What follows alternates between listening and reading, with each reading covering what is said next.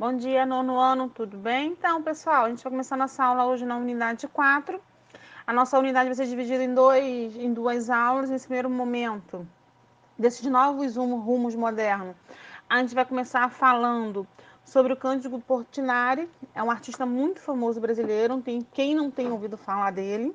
Assim, ele é um artista não apenas brasileiro com fama aqui no Brasil, como no exterior, principalmente no exterior.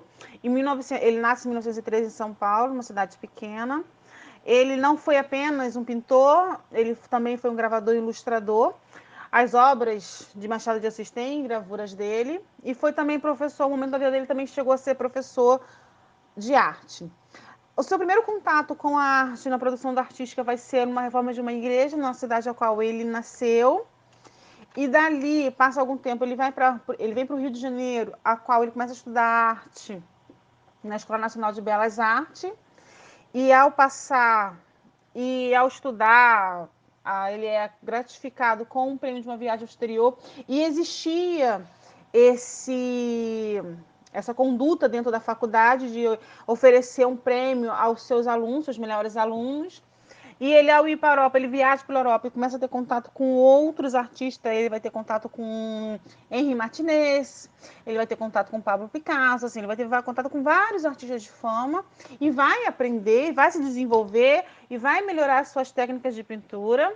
Ele volta para o Brasil e começa a fazer um intenso trabalho artístico, mas todos eles vão ser retrato. E no primeiro momento, seus trabalhos são sobre retrato, é o que mantém ele financeiramente. Ele vai pintar pessoas famosas como Carlos Drummond de Andrade, Machado de Assis e outros artistas a qual ele vai pintar, não apenas artistas, mas pessoas também. Em 1935, ele vai ser o primeiro brasileiro a ganhar um prêmio pela sua pintura café, e no período do modernista, para você ver a que ponto chegou a sua fama. Em 1936, ele é chamado para pintar o seu primeiro mural, depois de ele estar trabalhando como professor no Distrito Federal. Ele é ali dentro no meio cenário político no Brasil, ele vai chamar a atenção e ele vai ser chamado para pintar o seu primeiro mural, que ficou durante um bom tempo dentro do monumento rodoviário da Estrada Rio-São Paulo. Esse monumento não existe, infelizmente ele foi abandonado. Em 1972, ele foi fechado por estar sofrendo com desgaste temporal e ninguém nunca se preocupou em reformar. É um lugar, assim, nas primeiras imagens que você vê desse monumento, era um lugar lindo. Era um lugar onde as pessoas que estavam indo ou vindo entre Rio e São Paulo poderiam passar e ter um lugar para tirar foto, para conhecer um lugar artístico, mas infelizmente foi abandonado, foi fechado. E as obras deles não estão mais lá, está na casa dele, em homenagem a ele que o filho dele criou. Nesse mesmo ano, em 1936, o então ministro da Educação, para estrear o novo prédio do MEC, o Gustavo Campanema, vai chamar ele para fazer vários painéis. E esses painéis, gente, eu procurei tudo que é lugar para achar esses painéis, para mostrar para vocês como é que os painéis eram lindos. Mostrava o ciclo econômico do Brasil. Assim, o Brasil começou com o pau-brasil, do pau-brasil foi para a cana, aí da cana aí tem o período de ouro, dos minérios, do minério vai vir o café. Então, assim, ele fez essa contagem de história através desses murais, desses painéis. Mas foi difícil achar os painéis, eu não conseguia. Os que eu conseguia tinha direitos autorais, eu não poderia usar num vídeo sem pedir autorização, e não dá tempo de pedir autorização. Em 1940, ele vai para os Estados Unidos, ele faz uma grande turnê, uma grande exposição nos Estados Unidos. Essa turnê o torna tão famoso, o torna tão conhecido, que a Universidade de Chicago vai escrever um livro sobre ele, sobre a sua vida, Portinari High Life and Art, que vai ser todo sobre a sua vida. E é um livro que foi muito bem conhecido, fez fama, o colocou mais ainda no cenário internacional da arte. Ele também é chamado para pintar painéis na biblioteca do Congresso Nacional, em Washington, D.C. E esses painéis contam a história do Brasil, é conhecido como Descobrimento e Desbravamento da Mata, Catequese e Descoberta do Ouro. Então, assim, para você ter uma ideia a qual a importância dele, tem imagens de um brasileiro na Biblioteca Nacional em Washington. Então, assim, isso chama muita atenção. Em 1946, ele tenta política, tanto quanto deputado federal como senador, e não consegue, porque ele era filiado ao Partido Comunista. Depois disso, ele também ele vai ganhar uma medalha de Legião de Honra do governo francês, pelas suas exposições, pelas suas obras que conta a história do Brasil, mas não é aquela história rabuscada, bonitinha, linda, maravilhosa, mas mostra que quem construiu o Brasil foram os trabalhadores. Quem construiu o Brasil foram os negros, foram os índios, foram os escravos. Então ele vai contar essa história através. Ele é chamado para ser ilustrador das obras de Brás de Cuma, mas antes disso, de Machado de Assis, mas antes disso, ele é chamado pela ONU para fazer os painéis que ficaria na sede da ONU em Nova York, que é Guerra e Paz. Essa aqui é a primeira foto da estreia, né, dele. E aqui dos dois lados você tem o que está mais claro, mostra a felicidade, que é a paz, e o mais escuro é a guerra, que é o lado triste, sombrio, de como a guerra ela é perversa e quanto ela traz manchas, traz perversidade, traz um sentimento ruim para o mundo. Em 1958, ele vai iniciar um livro sobre poemas, a qual vai ter escritores famosos. Um deles vai ser José de Bandeira, que vai ajudar ele Manuel Bandeira, que vai ajudar ele a editar direitinho ali. Vai ter texto introdutório de Antônio Calado e de Manuel Bandeira também. Vai ser coisa. Ele vai fazer ilustrações nos livros Memórias de Pós-Cuma de Brás Cuma e O Alienista de Machado de Assis. Então, assim, Portinari ele não ficou reservado apenas dentro da pintura, da arte plásticas, mas ele também fez outras coisas. Enfim, ele, depois disso, o filho dele, ele vai morrer. Infelizmente, ele vai morrer. A sua morte não vai ser muito bem-vinda, porque ele vai morrer pela intoxicação com as tintas, pelas tintas que ele usava. Então, isso vai levar ele a uma doença e vai levar ele à morte. O filho dele, em 1979, vai criar o projeto Portinari, que é o museu dele, e a qual ele está localizado na PUC, a qual ali tem um acervo enorme sobre a sua vida, tudo documentado. Eu vou deixar para vocês o link, vocês têm que fazer um trabalho que eu vou deixar para vocês fazerem, então vocês vão ter que acessar esse museu. Não é nem um trabalho. Um dos exercícios da apostila pede para você visitar a casa. Então, vocês não vão visitar, vocês vão visitar ela online. E eu vou deixar no portal esse link. Não se preocupem com isso. As características dos seus retratos, das suas artes visuais. Primeiramente, é uma exploração. No início, ele começa com uma exploração poética na retratística. Então, assim, os seus retratos, se vocês pararem para analisar as suas obras retratísticas, que é você fazer o retrato de uma pessoa, é bonito, tem uma visão poética daquela pessoa. Ele sabia fazer essas características muito bem. As obras de Portinari de retrato são fabulosas, são lindas. E as características das suas obras também vai ter uma influência do imaginário, metafísico. Então, assim, apesar do realismo das suas fotos, você consegue enxergar para além do que apenas um rosto. Você consegue enxergar, muitas vezes, até mesmo a própria personalidade da pessoa. Você consegue enxergar até mesmo o jeito que a pessoa é. Você consegue identificar os pequenos traços dessas pessoas. Vai ter que chegar um período da sua vida, principalmente quando ele vai ter contato com a sua própria história de vida. Ele não vem de uma família rica, ele não vem de uma vida de privilégio, como a maioria dos artistas modernistas vai ter.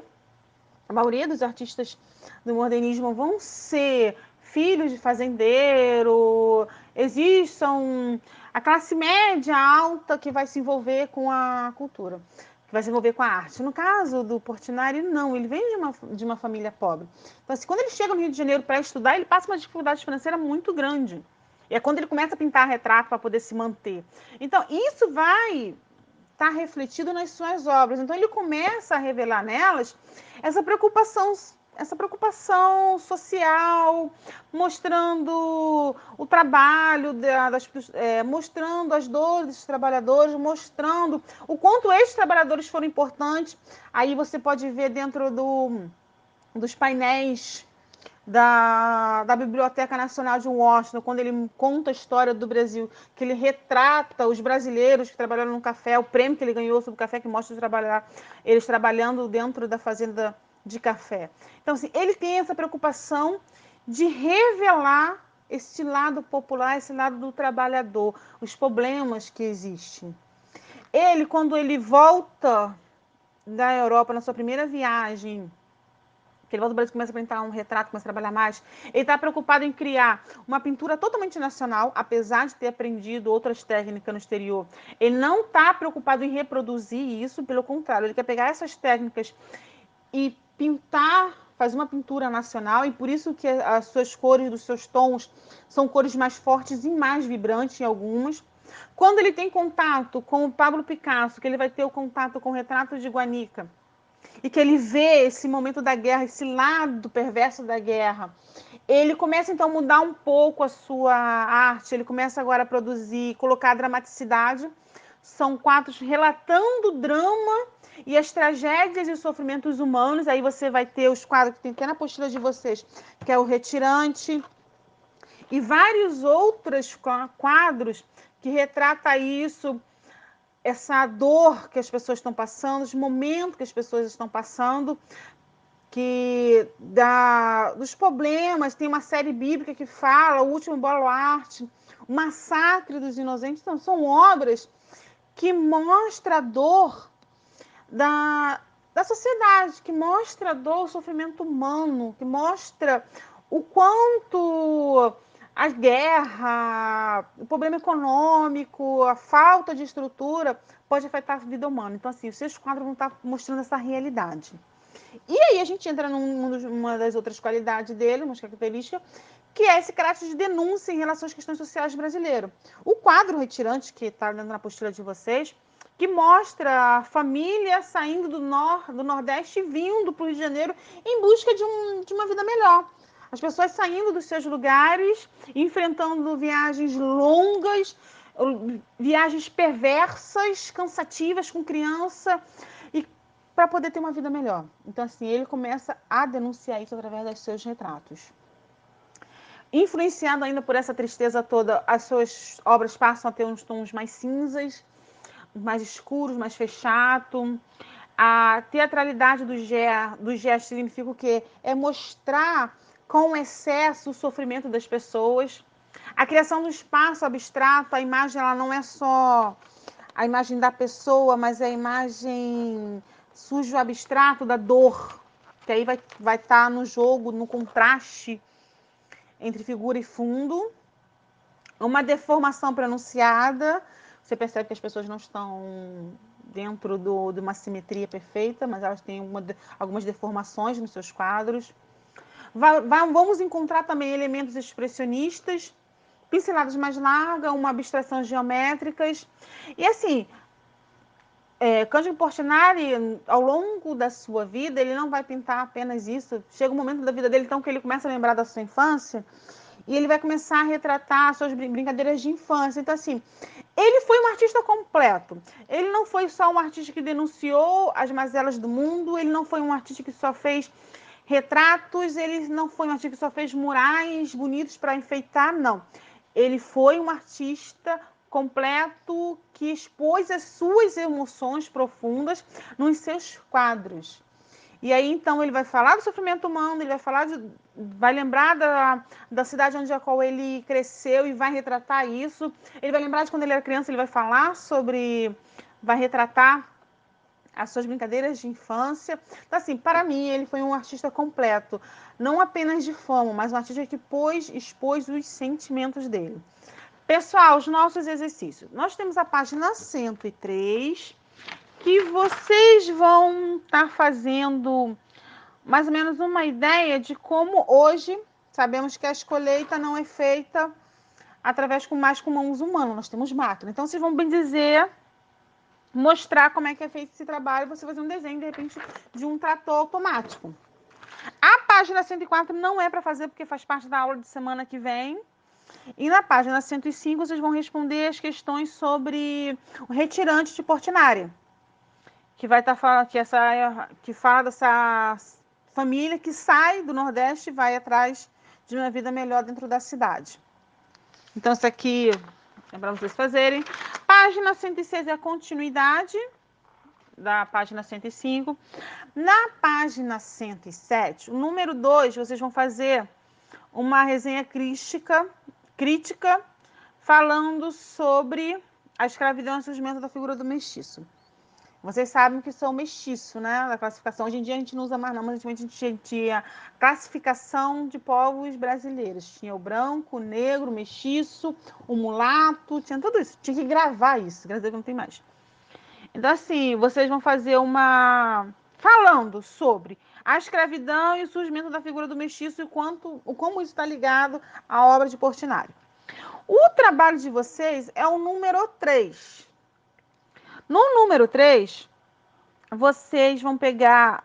Portinari fez quadros sobre as crises do nosso país, em vários momentos.